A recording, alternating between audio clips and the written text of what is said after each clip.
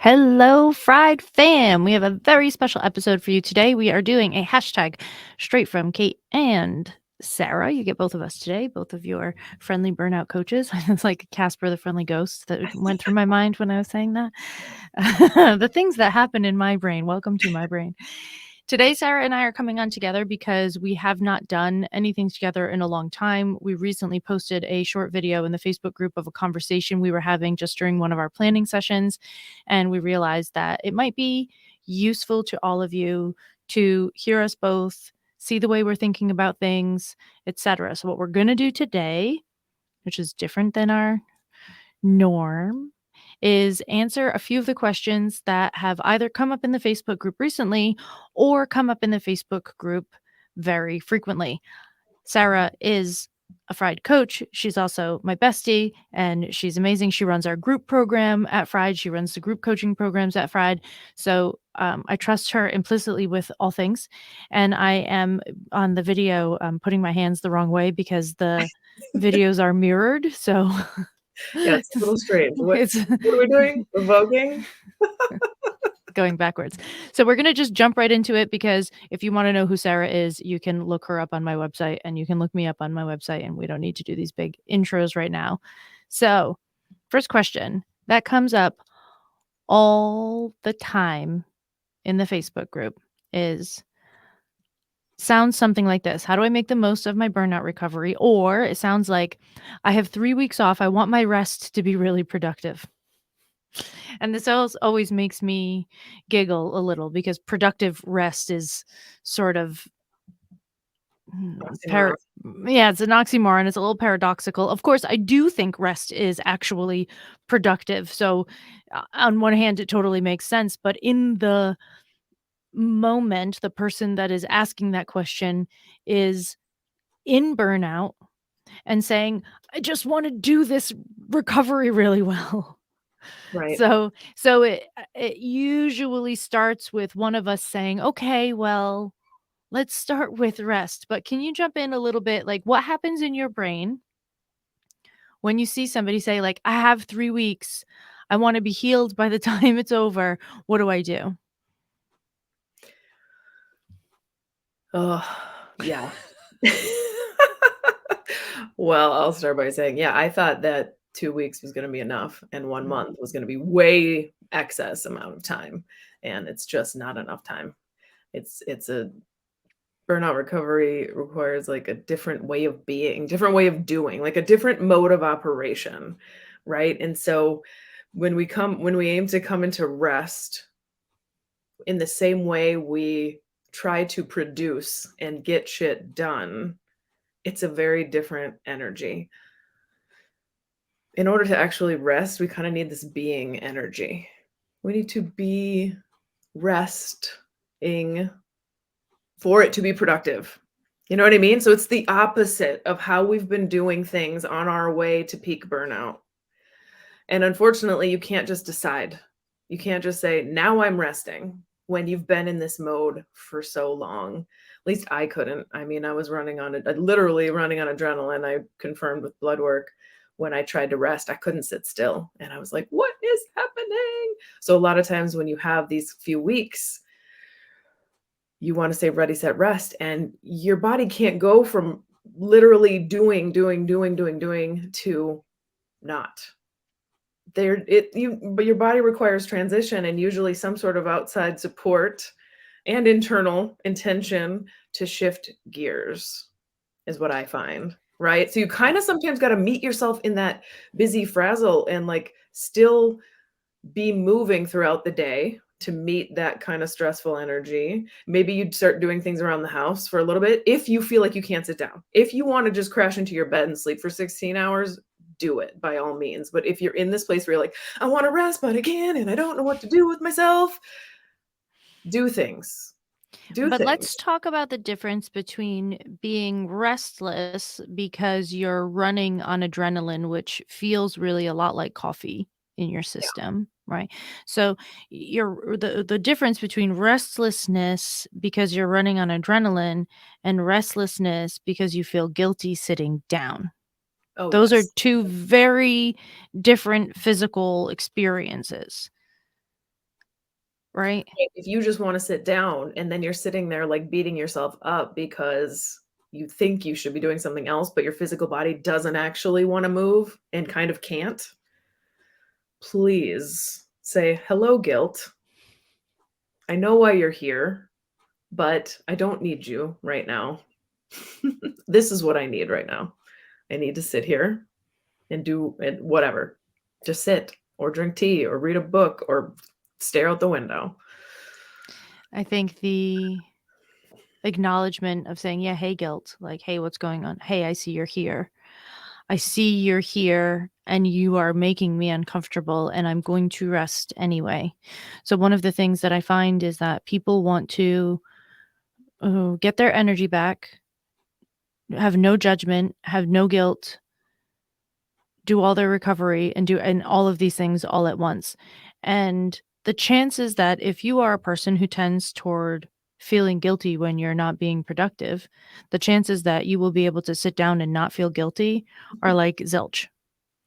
You're gonna feel guilty. So a lot of burnout recovery happens in these spaces where you learn to sit with feeling uncomfortable, making other people uncomfortable, sometimes disappointing other people, right? There's this practice of Letting yourself being be uncomfortable for making yourself uncomfortable, like, the yes. layers of uncomfortability are there for sure. Yeah, right. So you might need to really sit there and say, I'm going to feel guilty because I can't change that right now. I don't have the oomph to I don't know how to just change the way I feel. Most of us don't. There are some people out there that would give you some techniques and I get that I don't necessarily want you to just eliminate it. I want you to understand that you can sit and rest and feel guilty and still be okay. You can feel guilty and be okay at the same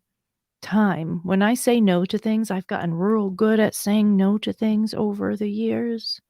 I still feel guilty sometimes, but I'd rather feel guilty than resentful, right? This is Gabor Mate says, when you are faced with the choice of guilt or resentment, choose guilt every time Right. because guilt will pass. Resentment eats at you. Absolutely. We're not taught it's okay to feel any of these kinds like guilt, Yeah. resentment, anger, even sadness, like anxiety, like all those things are labeled as not okay. So we tend to try to like ignore them or say or judge ourselves for having them rather than saying, "Hello, I am anxious," and acknowledge it and say, "I'm anxious and I'm going to do whatever this thing is," or I feel guilty and I'm going to rest and see what happens. Yeah. You'll be When you shocked that actually acknowledge it. It yeah. it is a useful thing even though you're not doing more with it. You're just acknowledging it. "Hello. Yeah. Hello, guilt. You Yes. are here." And emotions shift always. The only thing that's ever been true about emotions is that they are constantly changing. So if you just let it be, at some point it will transform into something else without you even really doing much of anything. When you are in a non burnt out state and you have the energy to exercise, oftentimes moving your physical body will help an emotion move through more quickly. Right? So that's an overall decent way to do it. Breathing can do that. Meditation can do that. There are techniques to help things move through more quickly. But when you're burnt out, I really would love for you to learn that you'll be okay if you feel a little bit guilty for a little while. Like, this is not going to be the thing that kills you. Avoiding that feeling and continuing to do instead of rest so that you don't feel that feeling, that is the thing that burns you out. Not feeling the feeling. The guilt isn't the problem. The avoidance of the guilt is the problem. Right. This reminds me of something else someone posted in the Facebook group, just this week, which was like, "Anybody else hearing a big loud, 'I don't wanna,' Yeah. from their I love insides that. constantly?" And I was like, "Yeah, my Yeah. insides were tantruming. I don't wanna," for a long time before I acknowledged that there was a lot of my insides did not want to do what I was doing anymore. It wasn't working, it was destroying me. So, yeah, I don't wanna. And then I decided, what if I actually allow myself not to, and ask myself, what do I want to do instead? And I think that's a great way to deal with your recovery is listen to, like, what are your insides saying to you, and what do you want instead? And just try to give yourself that thing and see what happens. Yeah, and sometimes you're in a place where you say, "I don't wanna go to work," but you haven't quit your job and you need the money, so you gotta get up and go to work. But that doesn't mean that you have to do every single thing that you don't wanna do. So if you're having an overall, I don't wanna," then that's cool. Find the things that you can get rid of, because 'cause I'm sure there's a couple of them, right? Like, spend some time figuring out what things you really don't even have to, and then get rid of those so that at least the burden of "I don't wanna" becomes less. Like, right now, I have been extremely busy for the past year and a half. Doing school has just made me busy. I have 20 to 25, I thought it was 15 to 20 hours of schoolwork a week. It's not. It's 20 to 25, and on top of that, I'm running Fried and creating new programs and doing a speaking business and writing a book and doing all the things. Like, "Hi, burnout coach, slow down." The difference is there's not really a thing I don't wanna do. The only thing that I don't wanna right now is the continuousness of it, but it's not the actual things anymore. When I was burnt out, I did not wanna any of the goddamn things. Well, Now that's I wanna do all the things.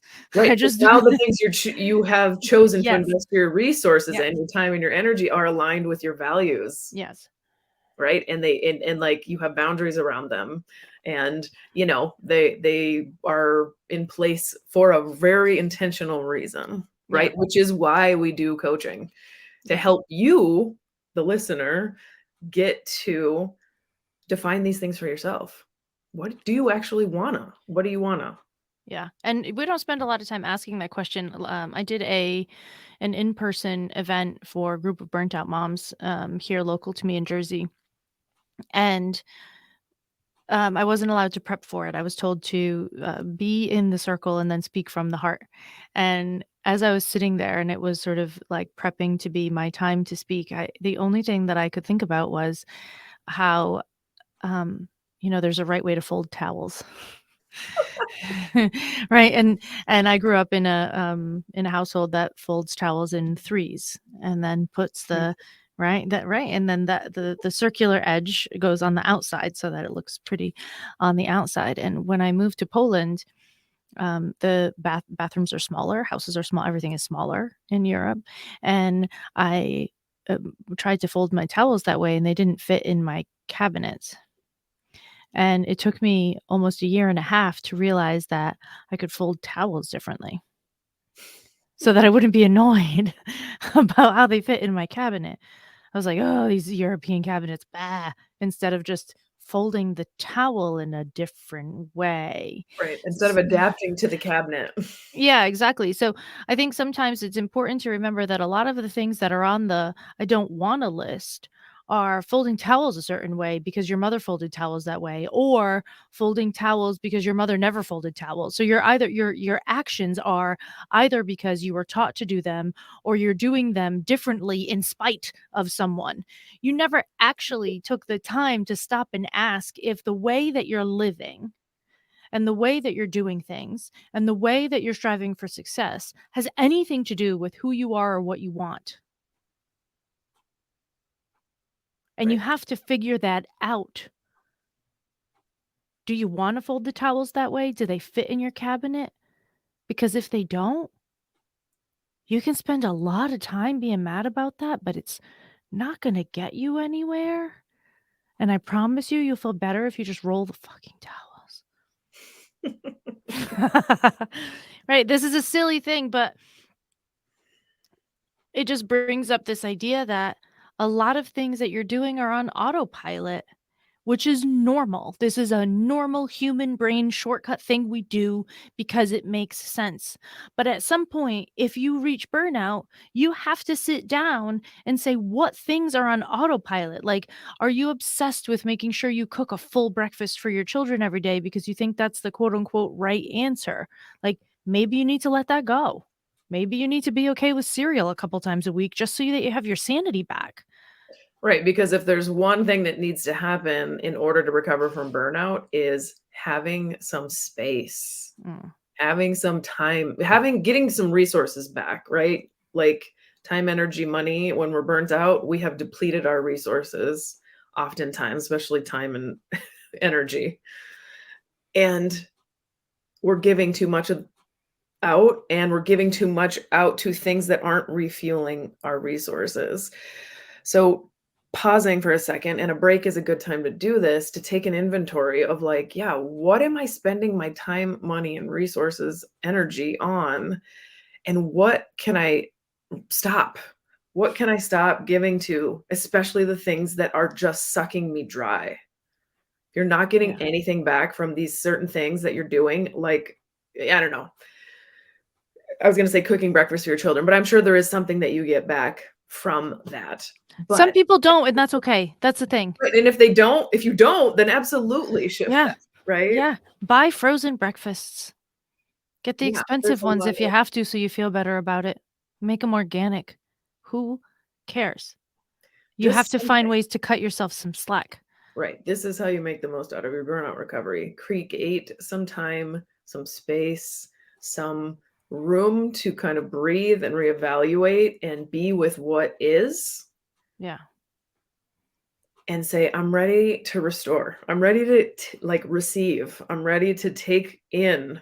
That's what rest is, receiving resources, saying, I'm going to sleep and I'm going to figure out how I can sleep the best that I can so I can restore myself. You just said this beautiful sentence. Rest is receiving resources.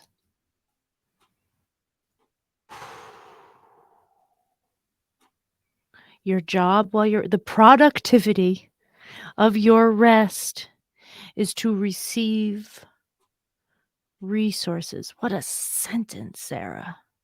Right? That's a verb. That's technically taking action, technically doing, but not in the way that we get ourselves to burnout. Receiving resources, not collecting resources, not gathering Letting it in resources, receiving inside of you, resources. which is I like different. that. And I thought I knew I was not a good receiver for many, many years. And I had this intention to receive for a long time. And I still burnt out while setting that intention over and over and over again, because what I didn't know is that in my nervous system, somewhere I had decided that I would never get what I wanted. So why ask? Therefore, shutting down the process of receiving. I was not conscious to that at all. Yeah. It was only in this deep diving into my self recovery work, right? Working with a therapist, kind of like, what does trauma mean and what could be resolved, and learning about, anxious attachment and what is that, like all these different things, this deeper dive into myself, which maybe definitely can't do in 3 weeks, but you No. can get started. You can get started with it. It was in that process that I uncovered why I couldn't receive, even though I was setting the intention over and over, and I was doing all the exercises like Qigong, where you literally are supposed to receive energy. Like that's the purpose of it. But somehow in the process, I still lost energy.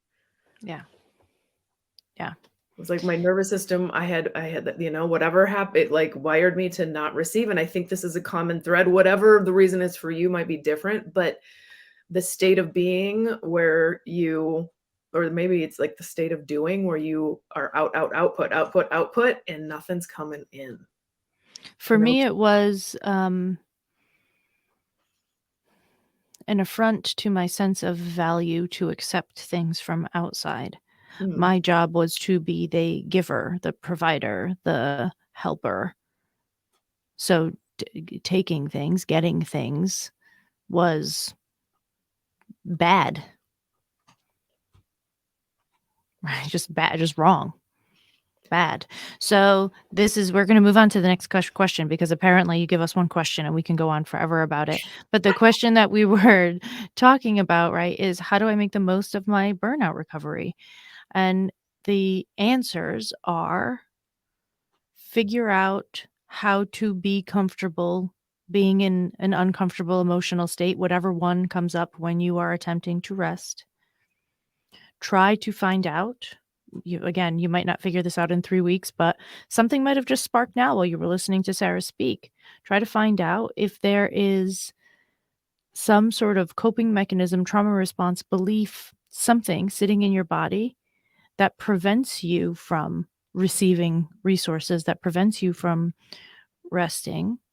And I think the third thing is to drop the idea that it's supposed to look a certain way or that you're supposed to do it on a certain timeline. Making the most of it means being present for it, whatever it happens to be. And honestly, it's shitty sometimes. It just is. But learning to be present for that teaches you about how to be present for other things that, you're never going to create a life that's totally stress free. Whenever I see a website that's like, create your stress free life, it makes me want to puke. Like, life is going to happen to you sometimes. Things are going to happen. Things in the world are going to happen. Things in your family are going to happen. Like, you're going to get sick. It's going to be upsetting. There's like, stress is going to happen. Some of it is really beneficial and wonderful for you. Some of it is overbearing and not so wonderful. So the idea is to bring you to a place where your body reacts in such a way that the levels of stress that you have don't destroy you anymore. Mhm. Right, because you can move through them. You can have a stressful Yeah, experience, fully go through that stressful experience, but and move your on. body's able to come back to being present and with what is. Yeah, That's why mindfulness is so powerful, right? It's talked about a lot. There's a lot of research that says mindfulness is important. Mindfulness is presence. yeah. And There's a so new book oh, yeah? called The Power of Awe. Oh, I heard about this from your guest. Yes. Michael Amster and his co-author, who I did not talk to, so I'm spacing on his name right now. Apologies. I could look it up, but you can find it. Anyway, The Power of Awe. And this idea that practicing moments of awe has been shown to be even more impactful than mindfulness, and it's easier to do. So remind me when this comes out to send you guys the link to the Power of Awe expert burnout tips short episode. It's a 15-minute episode, a quick one that can get you that information. The author is just what a conversation. I just loved him. So Right. yes, that's important. So we're going to move on to the next question. And the next question is, have you had insert symptom here, symptom? People ask this question all the time, and the symptoms that come up are anything that you could possibly imagine. The answer is yes. Yes. Almost anything is possible, Yeah. when you're burnt out, Yeah. as far as, like, your body giving you a signal via a symptom that, like, things are not okay, right? Your body's like, "What alarm bells can I send off right now because you're not paying attention? So I'm gonna throw out this one, and how about that one? You need to be dizzy? The room is spinning. You need to, like, lie down? I'm gonna knock you out." Like, your body is like, "Hello, please listen to me." It's going to shut down in some way, shape, or form. And Sarah and I, some of you know this, some of you may not know this by the time you listen. Maybe you're a new listener to the podcast. Sarah and I are both acupuncturists. We started our acupuncture degrees together on the very same day in sunny San Diego, California in January 2003. So we have been spending the last 2 decades talking about Chinese medicine all day, every day. And there is a concept in Chinese medicine that Sarah explains beautifully that is about the fact that your particular set of symptoms is going to match what we call a constitution in Chinese medicine, the constitution of your body. So it will match the constitution. The constitution. Yes. Not the I'm like, newest. are we signing an independence statement right now? What is going on? Sarah will explain that in a second. And it will also, you'll also notice that symptoms will pop up in places where you have created weaknesses over your lifetime. For instance, if you traveled abroad and you caught a really terrible stomach bug and you were sick for a week, chances are that your guts are going to be just a little more sensitive for the remainder of your life. It might not be something that you notice every day, but when you're burnt out, it'll be obvious. If you were in a car accident when you were 10 and you got whiplash, chances are headaches and neck tension, shoulder tension are going to be part of your burnout story, because these are places where weaknesses have been created. This, we call this a like a lack of integrity in your body, some sort of injury, some sort of happenstance. Something happened to create from the external world, happened to create a weakness, and burnout will exploit that. So it can be anything. But on a constitutional level, Sarah, why don't you explain what that means? So yeah, like you were saying, from an external level, things that happen to you kind of create these weaker spots in your body that will be more vulnerable, and probably alarm bells will signal from those places when you're burnt out. But also, like, so the idea of having a constitution, a certain constitution versus another, is that sort of you're born into a particular element. We, in Chinese medicine, there's 5 elements and 5 constitutions. So that's what I'm referencing. Maybe more about that later, but basically you're born into a little bit of a weakness. So like you can think about when you were a baby or a young kid, infant, toddler, where did you have difficulty? Was your digestive system always upset? Or was it your lungs? Did you have asthma from birth? Or was it like, did you have ear infections a lot when you were a kid? Did you get sore throats a lot? Um, did you have some learning disabilities? Did you have some physical disabilities? All of those different kinds of things that show up either right when you're born or when you're a little kid tend to point to the system that is your weakest. And we call that sort of your home constitution. And that is most likely also where your burnout symptoms are going to show up first, or the loudest. So when we talk about these constitutions in Chinese medicine, we can talk about them through what we refer to as the organ system, or we can talk about them through the element. Like, I was always a kid who I had a lot of like stomach issues, a lot of constipation, a lot of just like all sorts of stomach issues. The stomach in Chinese medicine, the organ system is called the spleen/stomach. We use two organs for that. This does not mean your Western medical spleen or your Western medical stomach. It is an energetic system that goes along with the organ. And the element of the stomach is earth. So, Sarah, if there's an earth person out there, where are they going to notice their burnout symptoms either first or most intensely? Usually any kind of digestive upset. So you might Mm. get bloated easier than normal, or have some kind of abdominal pain, or acid reflux, or loose stools, or constipation, any of those things. Earth people also tend to be overgivers. So if you're like, just want to help, you just like, it's natural to you to be nurturing and giving and not wanting to receive. This is classic earth element. Classic, hashtag classic earth element. Right. So we don't necessarily have to go through all of the elements today, but we want you to have this idea that it's possible that you will have a host of symptoms that are simply related to how your body was constructed. You can kind of call this like, this is like the Chinese medicine equivalent of genetic, even though it might not actually be DNA genetic in your body, but there is some sort of constitution. There are inherent strengths and weaknesses to that constitution. The weaknesses of that constitution will be exploited during burnout. So, any symptom from head to toe can be part of a burnout scenario. I have heard everything from going blind in one eye to passing out to heart attacks to just, I mean, anything you could possibly imagine.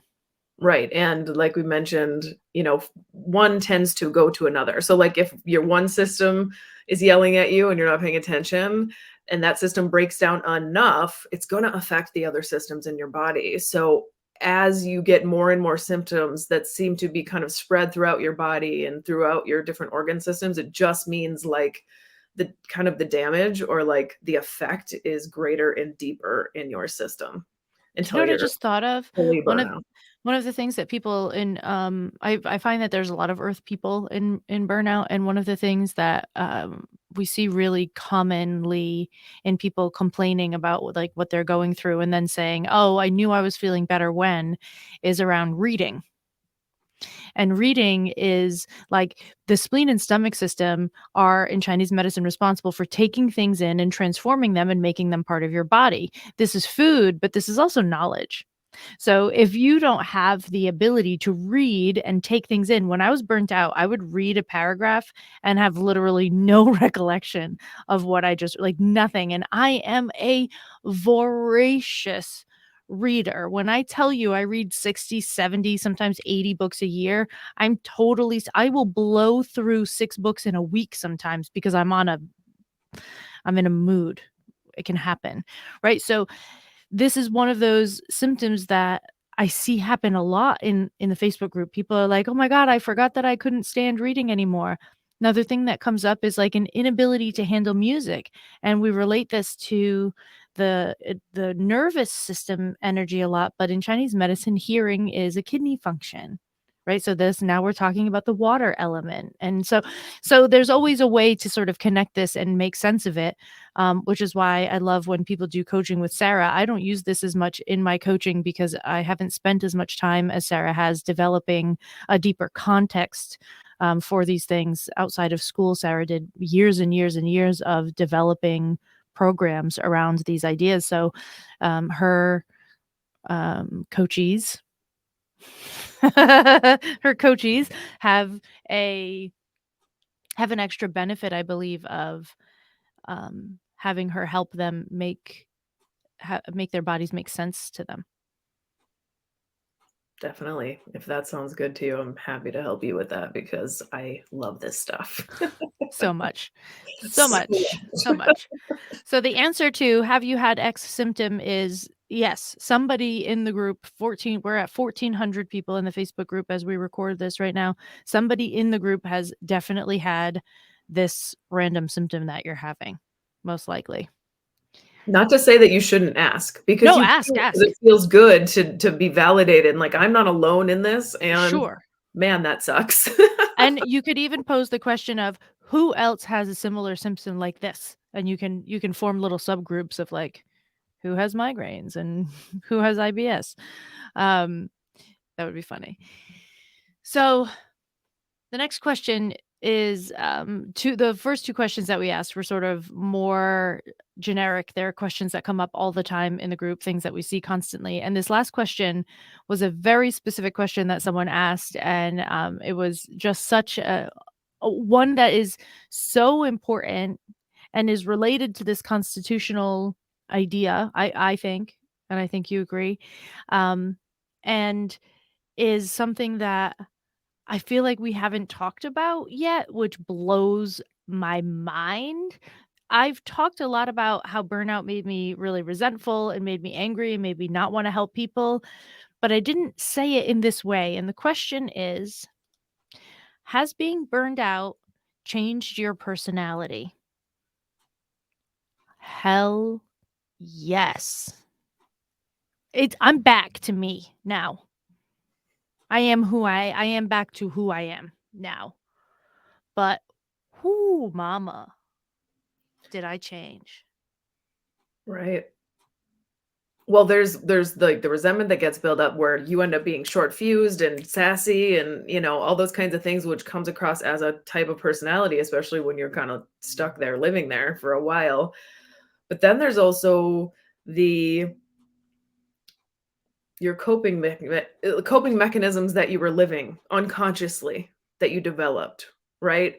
Like that people pleasing sort of um or over give, just giving, nurturing, right?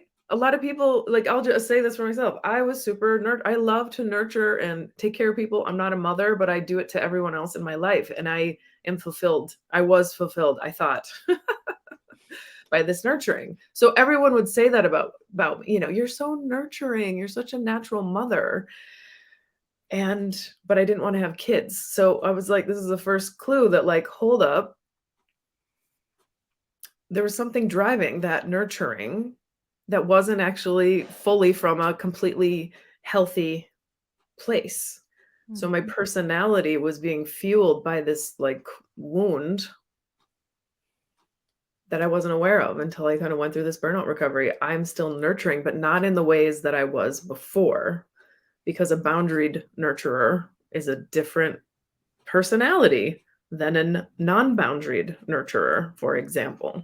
I have a question about this because I don't think that the majority of people in my life feel a difference in my personality from before, like from before burnout and now. But I know that it's different because I don't give the same way and I say no to a lot more things. And like, I know that my giving is different. I keep myself out of a lot more situations. I don't get as involved in things, but I don't think anybody else knows. Like, I think that the parts of your personality that are natural to you and then enhanced by some sort of trauma or coping mechanism, when you change them, you often feel like it's super drastic and you're like, "These people are reacting really poorly." No, that person probably just had a bad day. They don't even notice. Like, people don't always, sometimes they do.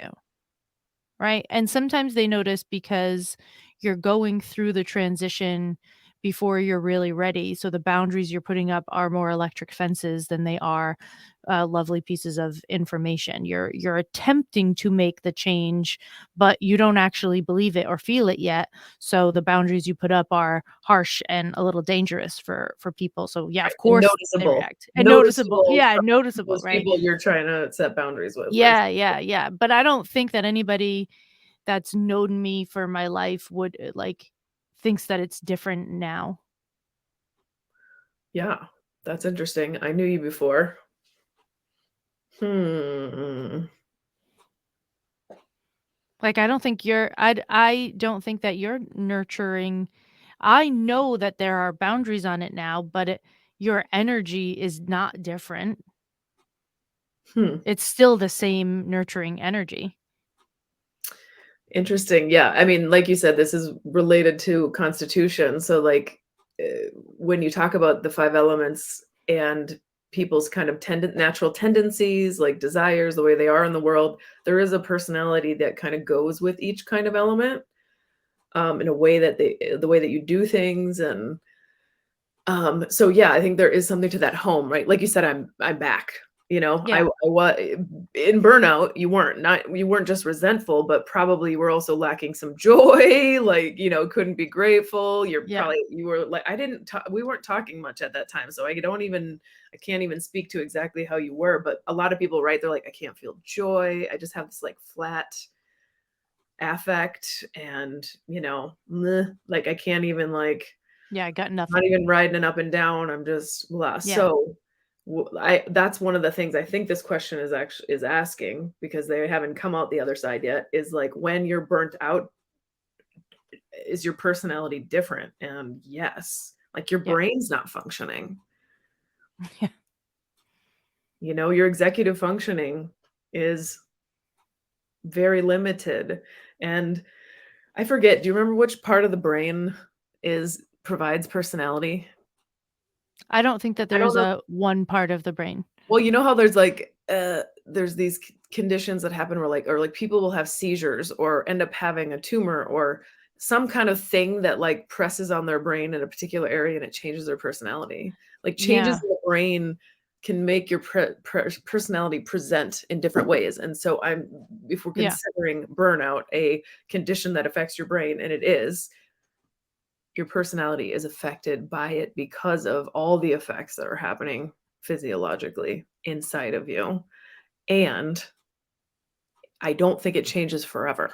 I think yeah, when you start to receive resources again, and you're, like, your resources start to come back. Now you have the wood in your body, and someone, like, there's joy that can be sparked, and then a fire can burn in your heart, and this little sparkle comes back to your eyes, and you can hear birds singing, and nature's all around, like, you regain your vitality. It's like you get all the resources you need to feed the garden of your body, the sun, the water, the soil, the nutrients, the fertilizer, all those things. And then you come back to life, to your home constitution, and most likely with some better tools and coping strategies and kind of a different mode of operation to lead you through life, even if you still have those same kind of like tendencies or like desires, kind of passions that fuel your choices. One of the things that I love about Chinese medicine is that there's always like the middle ground is always the right ground. Like there's too much of something is bad and too little of something is bad. And that it counts for everything. Too much anger is bad, too little anger is also bad, right? So there's always this idea of the idea of moderation is built into Chinese medicine. And I think that there's this um this the that your personality, the places that you were overdoing it, turned into toxic patterns for you over time, but that doesn't mean you have to eliminate them.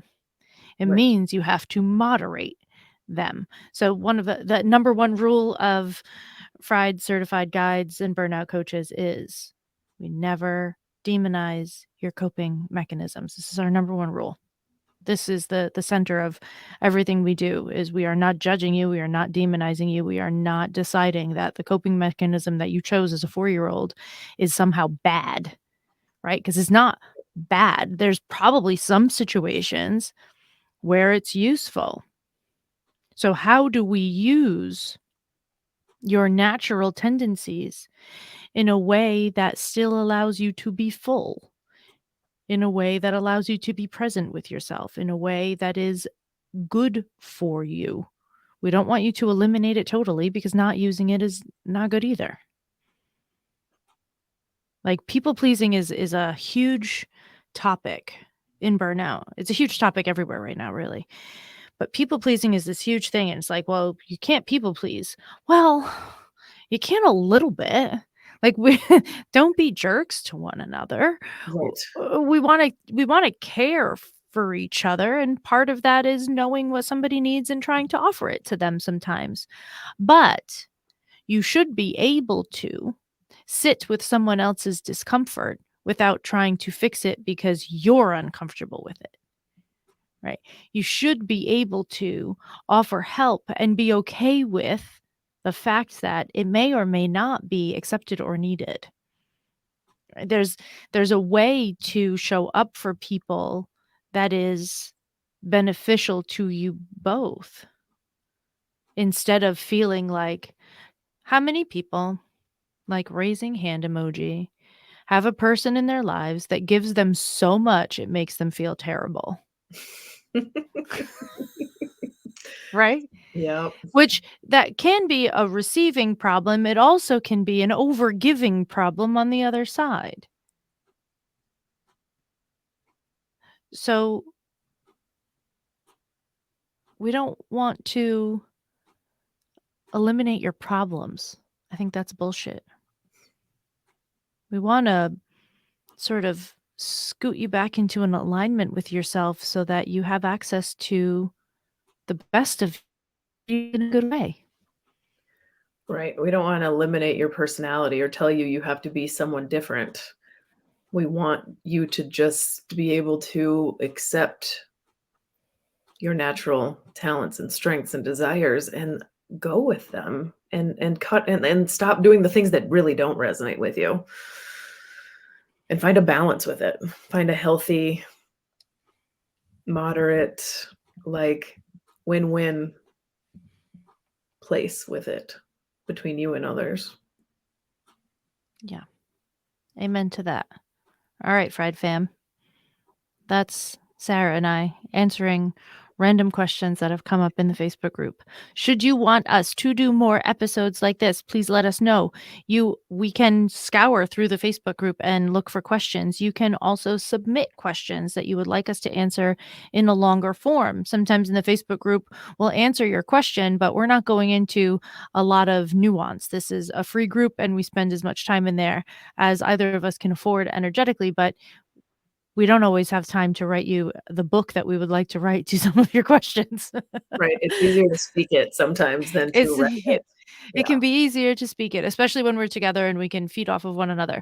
So if there are some things, if you like this format, first, please let us know. And second, if there are things that you would like us to answer in this format to have a longer conversations about, please tell us that. You can send those in the group. You can send us an email. You can fill in the form, the contact form on Fried's webpage. We will get them in all of those different places without problem. And I'm sure we will have fun answering those things for you and getting you what you need. Absolutely. Thanks for listening, y'all. See you next time.